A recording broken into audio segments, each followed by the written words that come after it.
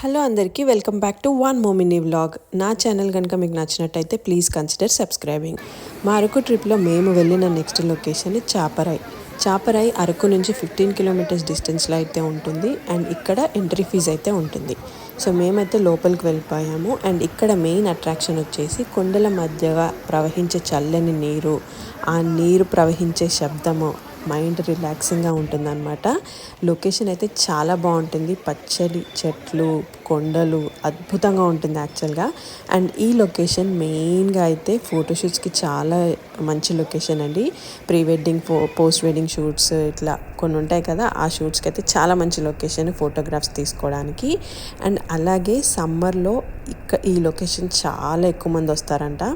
And మెయిన్గా ఇక్కడ వాటర్లో ఆడుకుంటూ సేద తీరడానికి అయితే చాలామంది వస్తారు. అండ్ వర్షాకాలంలో వాటర్ ఫ్లో ఇంకా ఎక్కువ ఉంటుంది కాబట్టి ఆ లొకేషన్ ఇంకా మంచి అద్భుతంగా కనిపిస్తుంది.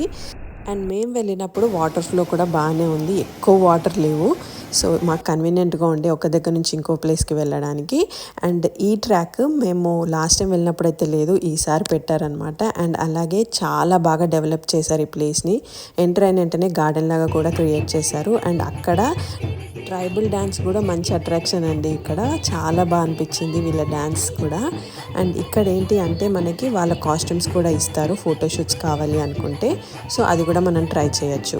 సో మీరు కూడా అరకు వెళ్ళినప్పుడు తప్పకుండా మస్ట్ విజిట్ ప్లేస్ ఇది. ఖచ్చితంగా వెళ్ళి మీరు కూడా ఎంజాయ్ చేయండి. Thank you very much for watching.